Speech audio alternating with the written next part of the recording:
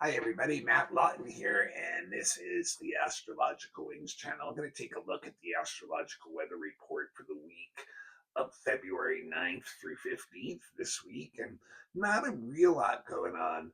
The main thing is two of the planets are changing signs, one of which is actually Saturn going back into Aries now for the next 2 years. And that is one of the things I talked about extensively in the yearly blog. So I'm not going to get back into that deeply, but it is the week when it is making that big shift. And like I said last week, even we're seeing a lot of those changes in the world already that, or events in the world, especially by individuals that are in power, reflecting that energy already.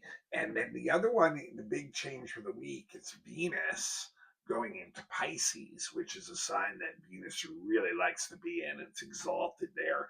Otherwise, the sun repeats what Mercury and Venus did last week, as they've gotten ahead of the sun now, and will sextile Chiron and square Uranus. And then Mars repeats what the sun did last week. As the sun gets further away from Mars, it quincunxes Jupiter. And then also, actually, the Mercury is conjunct the North Node this week, which is interesting, as the shadow period of Mercury is just getting ready to begin at the same time as that. So that's the things I'm going to talk about this week.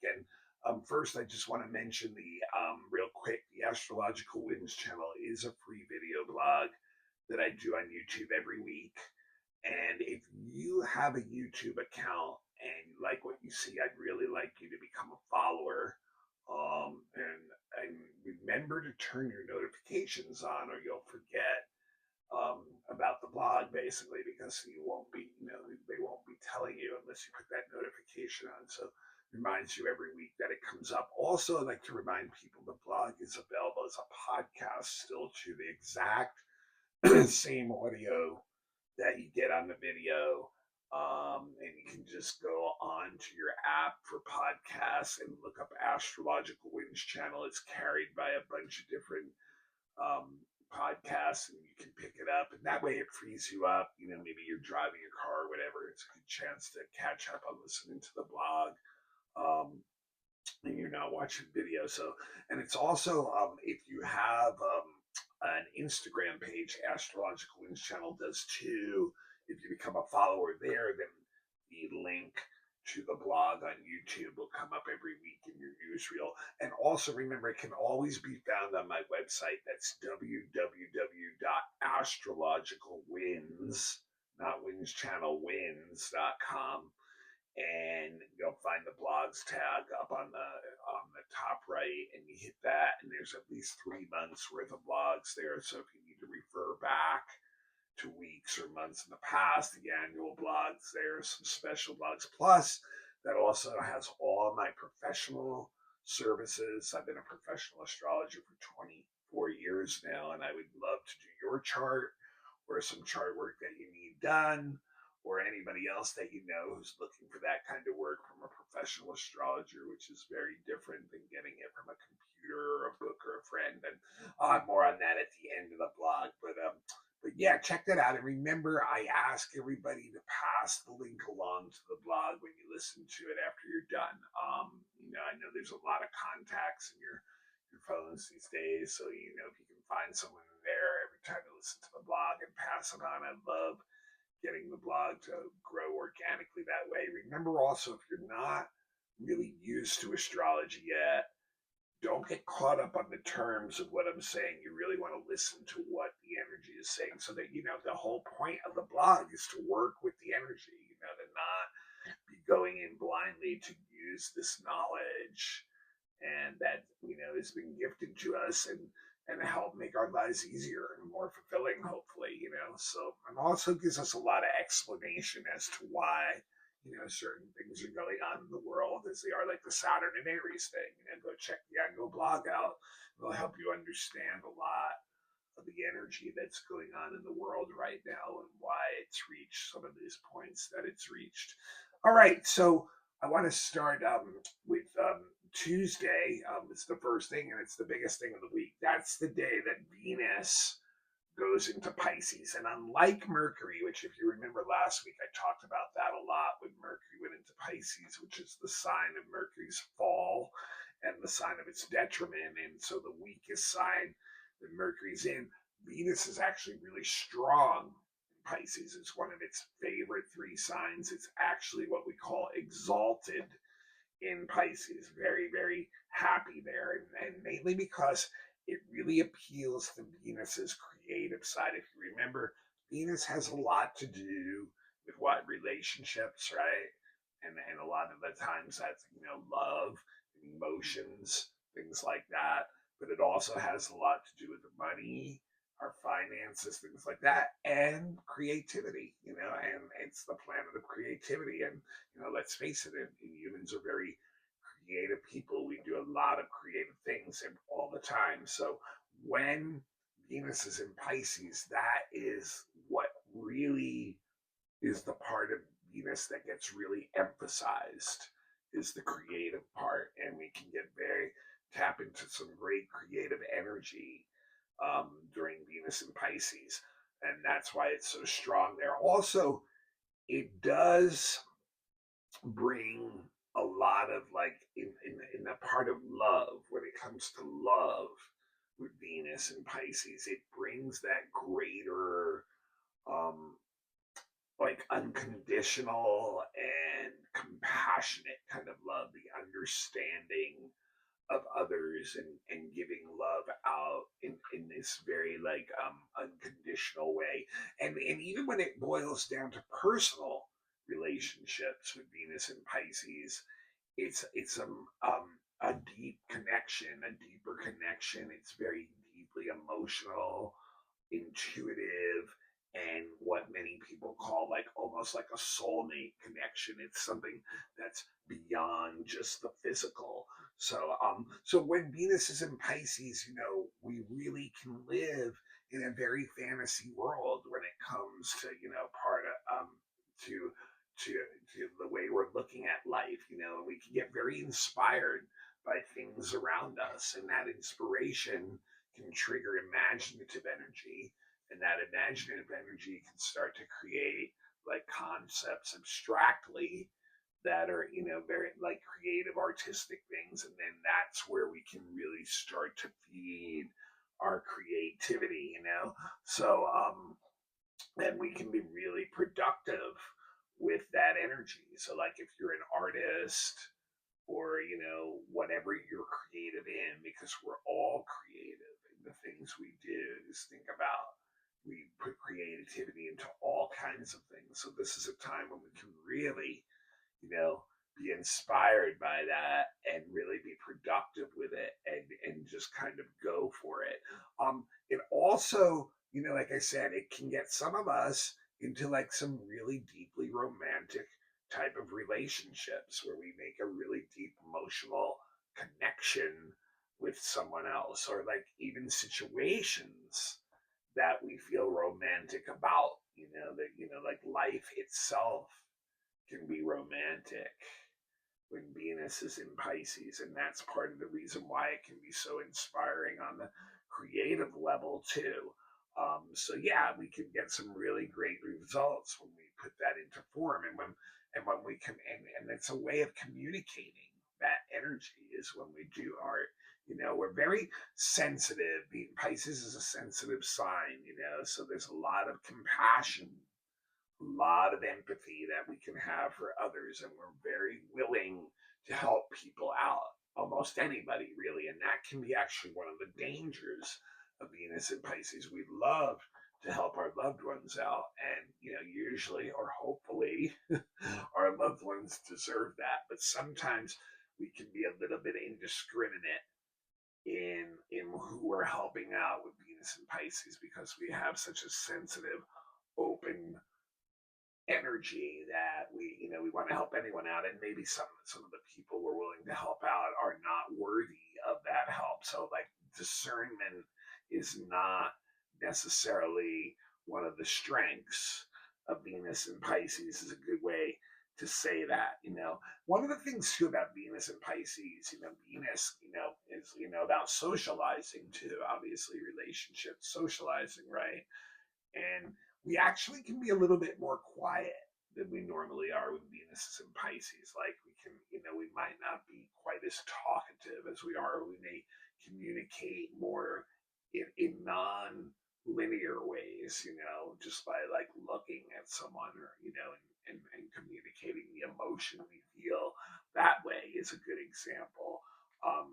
But yeah, just like that's one of the main things I would say, to just be aware of, like, is the person that you're trying to give, this love and compassion and empathy towards, is, are they worthy of that, or, just trying to, you know, make sure that they are, because otherwise you can find out that, your time, your love is like, in a way kind of wasteful, in the sense that, it's not being received, or you're being like, it's like kind of some kind of self delusion or something that you're doing. So, and then Wednesday is the day the sun gets active. This week is the day that the sun is sextile Chiron. And when the sun is sextile Chiron, it's a really nice healing kind of energy, because it gives us opportunities to use, and and this can connect right back into Venus and Pisces. It can give us opportunities to use some of the unique talents that we have, or the unique parts of our personality, to create things that we want, that bring us satisfaction. And satisfaction brings like a very kind of healing energy to our sense of being, to our sense of self. It makes us feel solid and confident about who we are, and what we're doing, and feel like we're doing what we're supposed to be doing. And not only that, but that then, can make us feel like, that brings in a healing energy. Like, this is like, it's like, brings a confidence, and like, it's like, a backing up of that feeling, like, that I can do this. So it's a time when we can be a teacher, actually, to others, about the things that we have wisdom about, the things that we've learned about from our experiences in life, and be able to share that with other people. And we're also very eager to learn from others too. We're very open minded and tolerant with this energy, in the desire to add to our wisdom bank. So it really comes across as a really good attitude, actually. And we can have a lot of positive experiences on a day like that just bring you a lot of gain or confidence in your sense of worth, and bring all kinds of healing experiences on all levels. With the sun, it can be physical, even, like, if something's been ailing you, this may be a day where you can have some kind of breakthrough with that energy. So, and then we get to Thursday, and Thursday is the day that Mars is quincunx Jupiter, and also Mercury gets into that north node, conjuncts the north node, and gets into that shadow. So first, Mars quincunx Jupiter, and like that's what the sun did last week. So when Mars and Jupiter get together, it's always a lot of energy. It jacks energy up, And when it's a quincunx, well, the problem is it's very difficult to control that energy or discipline that energy. It's very haphazard, awkward, awry energy, and a lot of it may have to do, like, where we just like, some idea like boom hits us, and we're motivated, and we go, and we don't really think about the way we're approaching the thing. Like, so we just kind of go off on some tangent, basically, and find out that we wasted a lot of energy because we didn't check something, and now we got to do a restart, or we're going to have to, like, let go of something, or release something, or make something happen. Another thing that we can do at the quincunx too is we can get risky with our behavior here. And that's not cool, because a lot of times with Mars Jupiter, we're missing certain points. So, like, all of a sudden, something risky can lead to some kind of accident. So, you need to kind of be careful with this one, don't overextend yourself, as far as your physical energy, because you're going to have a lot of it.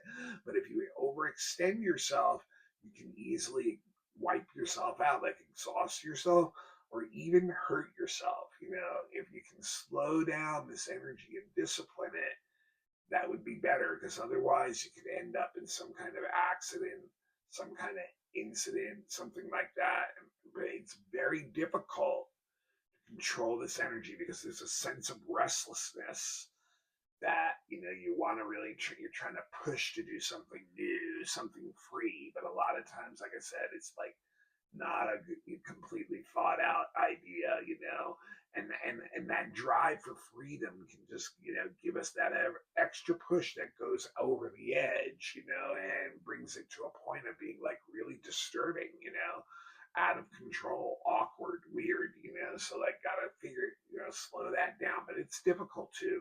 Now Mercury conjunct the North Node is really interesting because it starts right around the time of Mercury just starts to get a little bit into the shadow of the retrograde period, when all these next from Wednesday, all these aspects that Mercury makes for the next 2 weeks going into the retrograde on the 26th, it's going to repeat a second hit, a retrograde hit to those aspects, and then even a third hit when it goes direct again back in April. So basically, for me, what I've noticed over the years is like any of these aspects that Mercury is having in the shadow period, and then it's going to be a triple hit aspect because of the retrograde, that energy is imprinted upon the whole Mercury retrograde period. And so the Mercury conjunct the North Node is going to be imprinted on that. And it's interesting, even when you think about like we're going into eclipse season, which means, right, the sun is close to one of the nodes, right? And right now, so that's what Mercury's doing too. Is like Mercury in its retrograde is going to be going right over the North Node 3 times, kind of almost doing its own eclipse of the North Node while it's in this very weak sign of Pisces, which I talked about last week. So there's going to, like I said last week, there's going to be a lot of confusion during this Mercury retrograde period. And then this North Node here shows, yeah, there's a lot of confusion because there's a, talk about right now what that can mean. Now let's, when we have a conjunction, it's an either or both energy. Like, things can go one way or the opposite way, or they can go both ways. They can go back and forth on one issue, or there can be different issues where one of it goes one way and one of it goes the other way. So the conjunction is like I said, it's kind of like an either or kind of energy. And so when Mercury is conjunct the North Node, either it can make us really social because we want to exchange ideas with other people on the intellectual level that we're really, really interested in. And that's really stimulating us right now. And then the other thing it can make us do is seek out new contacts, new connections with people that are beneficial to us. A lot of times that's in the business world. Okay. But what's the or? The or is it can make us actually the opposite, unsociable, or it can make us seek out connections with people in order to see what we can get from them, like basically to use them in some way, or they're trying to use us in some way. And what that ultimately does is it disturbs relationships. A lot of times, too, with Mercury North Node, you have to be careful about getting involved in what we call gossip, hearsay, things like that. And once again, what does that do? It disturbs relationships. It can create likes and dislikes with people, things like that. So, and what I really can't help but think, being an astrologer and knowing how energy works, these like so many years of like watching astrology, going with Mercury in a weak sign, Mercury going into retrograde, more likely than not, a lot of this energy of the North Node is going to be that negative part of people like either shutting down, getting really quiet and staying within and getting unsociable, or even worse, which is like the really negative side of Pisces, is becoming like, literally like a trickster, a liar, a deceiver, in trying to get what we want from other people and literally purposely trying to deceive them, like being, a master of illusion or something like that. So that's what we really need to be careful of with that energy, is because I think we're going to have the tendency with the Pisces to go that negative way. Very interesting. And Friday is the day when Saturn goes into Aries, and that's the sign of its fall. I did a really detailed reading on that in the annual report. So if you haven't checked that out yet, go to the website and get that. Because really, if you're only going to listen to one report every year, that's the one you should listen to. But I also even mentioned it a little bit again last week about how, Aries is the sign of its fall. Many times we see that through individuals, and Saturn being a social planet, those individuals are the authorities in our society who are in power now and are desperately trying to stay in power and doing all kinds of authoritarian, hard stuff, try to keep that control, which we've seen here in the United States as an example in what's going on in Minnesota. So anyway, not wanting to really get back in that. That's going to go for a couple years. Real big harbinger of the changing times that we're in now. So definitely check that annual blog out. Then on Sunday is the day the sun squares Uranus.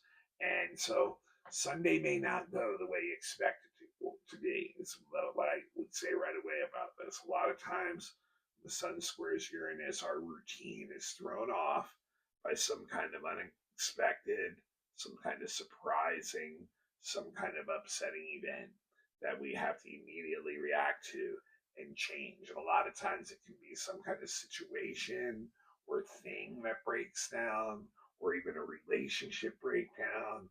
A lot of times people's behavior can be very rebellious and upsetting towards one another, like literally trying to trigger one another, especially people who are trying to restrict you in some way. That's where you can really, like, boom, get really rebellious about. But it's a day when we really need to express ourselves in a unique way, and that's what I recommend doing. Do something different on purpose.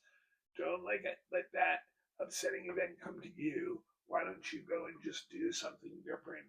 Break your routine, honor that energy, and that pattern of energy. But we need to be, if you're going to do something like that, even with that, be very careful about what you do with Sun Uranus, because we can be very impulsive with that energy, and we can make moves before we think, and all of a sudden regret really quickly how we actually ended up in some kind of accident or incident that hurt us and really was not to our benefit. So that's what I got for this week. Now, next week, I know we've got that first eclipse coming up, guys.